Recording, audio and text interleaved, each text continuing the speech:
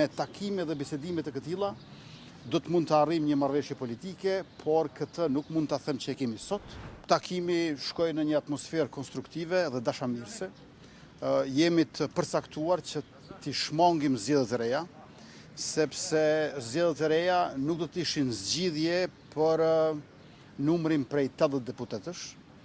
Me fjalë të tjera, është vështirë që ta paramendojmë një fushatë zgjedhore ku ne i risjellim platformat dhe programet tona me po të njëjtat zotime, kërkojmë sërish votën e të njëjtëve qytetarë për një rezultat që dim që nuk mund të jetë shumë ndryshe, ndërkohë që ne nuk e kemi më sfidë natyrisht numrin prej 61 deputetëve për formimin e qeverisë, por definitivisht është sfidë tejet gjigante, ajo që një parti të ketë 80 deputet dhe të mund të zgjedh vetë edhe presidentin.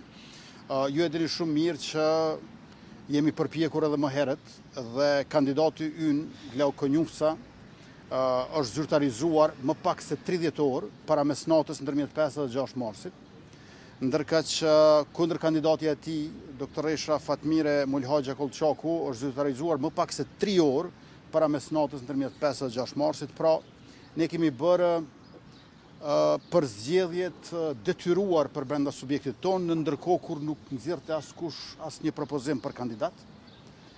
Dhe ndodhemi tani ku ndodhemi.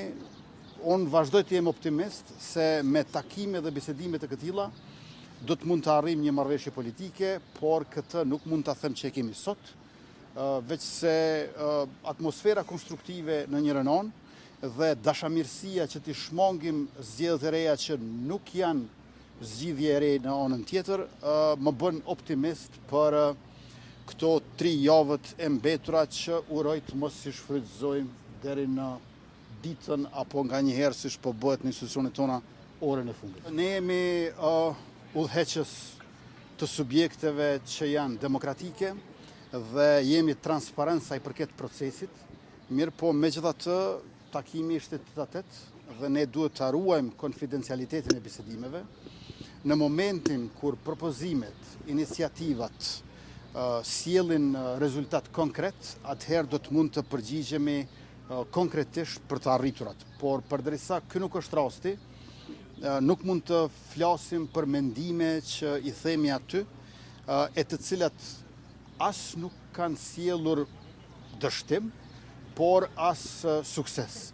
Përderisa jemi në këtë fazë, gjithmonë do t'ju njoftojmë për takimet që bëjmë, mirë po nuk mund të flasim për emrat konkret të cilët nuk kanë rezultuar me një marrëveshje politike, në këtë rast midis vetëvendosjes së Solidaritet. Do të përpiqem që të takohem edhe me kryetarin e PDK-s Bedri Hamza, për shkak se presidenti nuk do të jetë jo vetëm i një partije, po as i 2 partive. Presidenti është shprehje e unitetit popullit.